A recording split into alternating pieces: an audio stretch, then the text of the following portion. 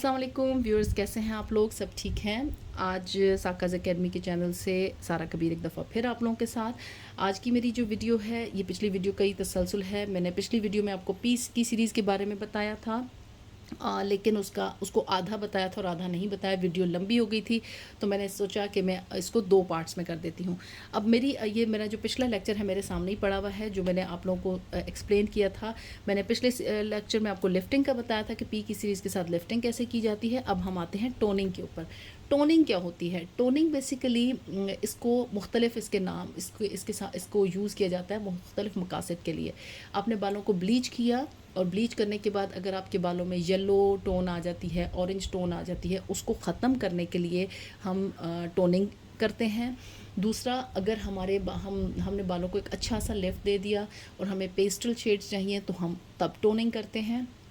अगर हमारे बालों में आप ऑलरेडी कलर कर रही हैं और बालों का कलर फेड हो गया है और आप अपने बालों के कलर को इन्हेंस करना चाहती हैं, खाली कलर को इन्हेंस करना चाहती हैं, कलर फेडेड सा है और आपने बालों को ना लिफ्ट करना है ना कुछ, और आपने जैसे कि उसको बालों में शाइन लानी है, तो आप जब ग्लॉसिंग करती हैं तो ग्लॉसिंग भी बेसिकली ग्लॉसिंग ग्लेजिंग ये टोनिंग के ही बच्चे कह लें या बहनें कह लें। तो ये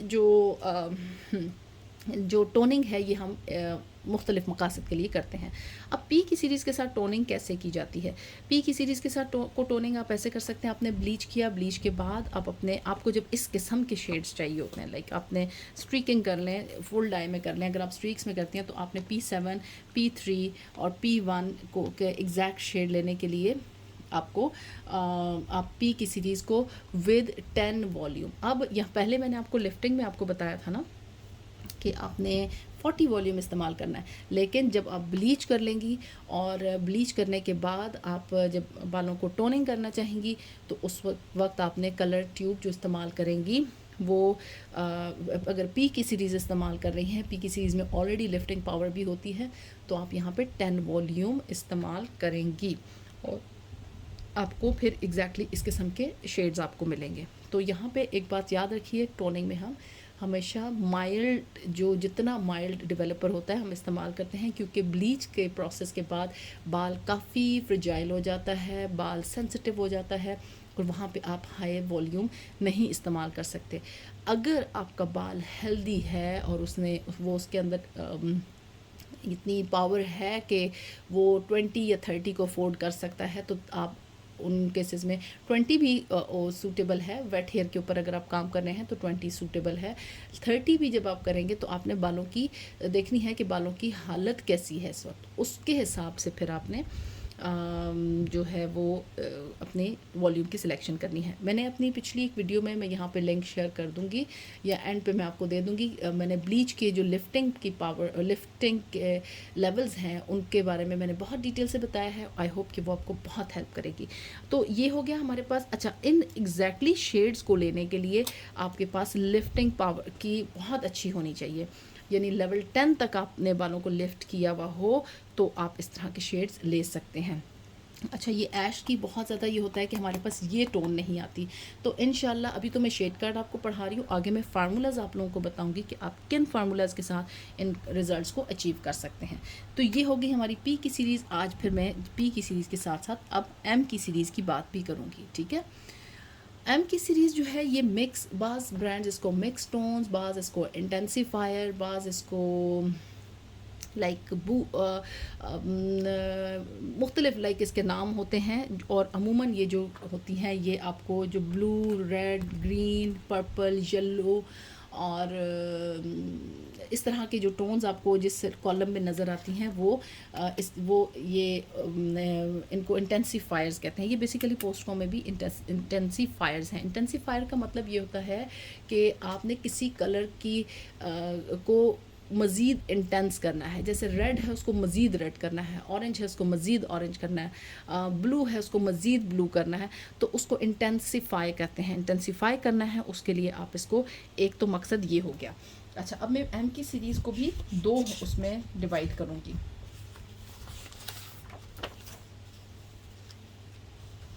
ये देखिए।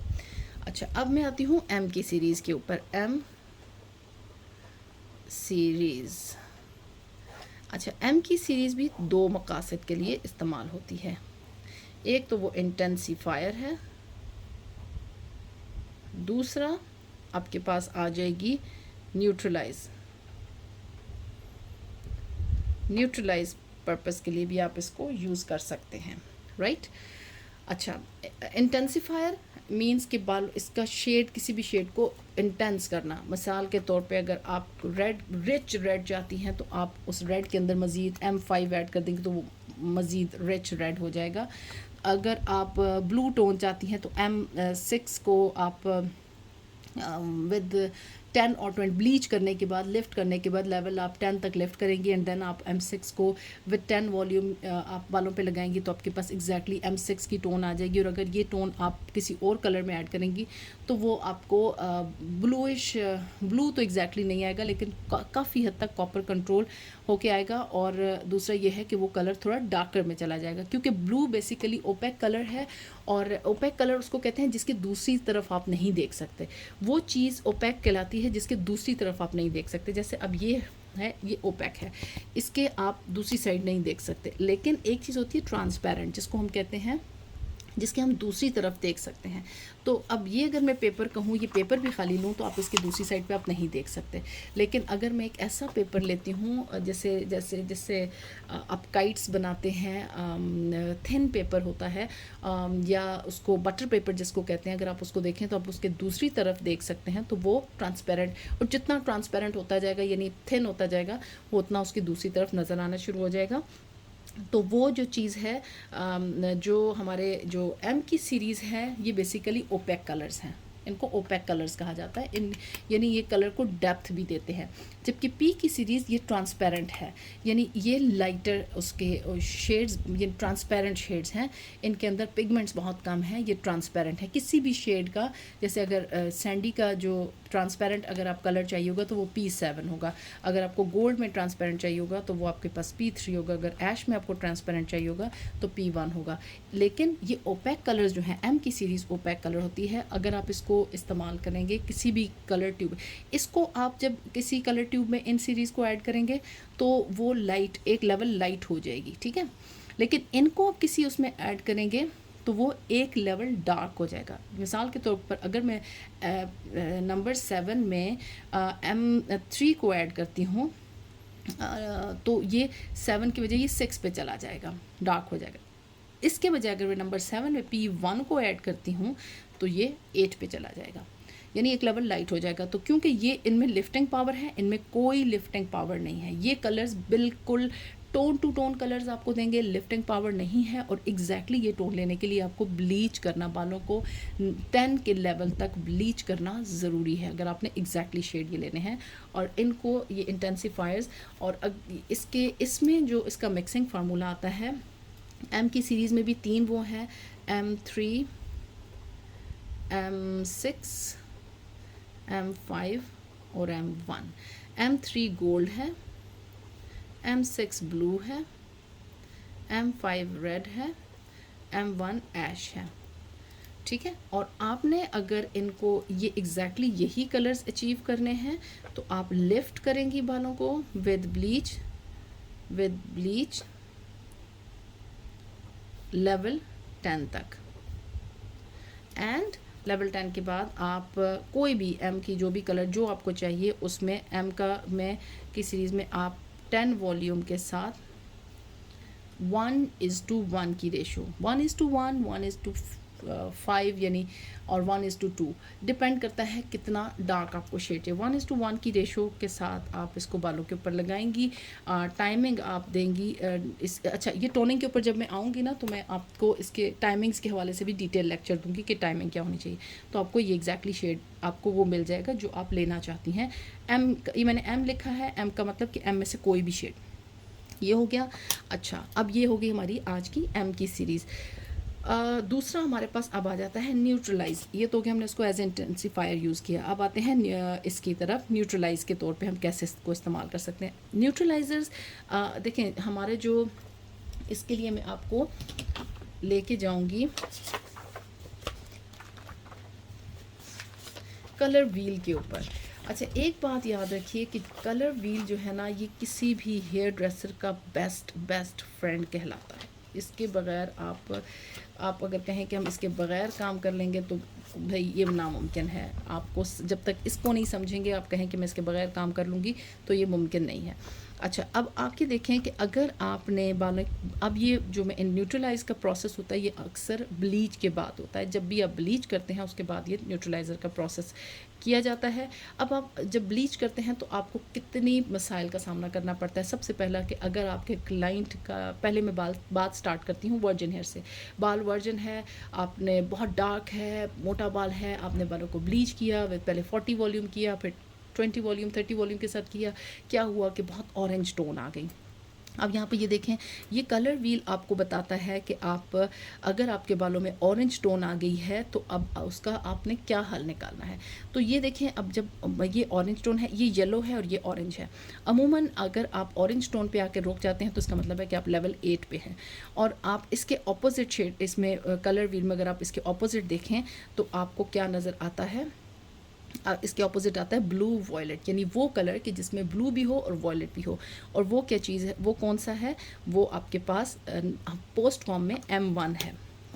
ये है M1 के अंदर ब्लू भी है और वॉयलेट भी है, ये दोनों इसके अंदर मौजूद हैं, ठीक है। और इसको आप फिर इसको यूज़ करेंगी उसको न्यूट्रलाइज़ करने के लिए। फिर आपके पास आती है कि अगर आपके पास येलो टोन आ जाती है, बहुत ज़्यादा येलो टोन आ गया, यानी आप लेवल 9-10 पे चले गए हैं और येलो टोन आ गई है और आपने वो ख़त्म करनी है, तो आप उसको वॉयलेट में आप वॉयलेट यूज़ करेंगे।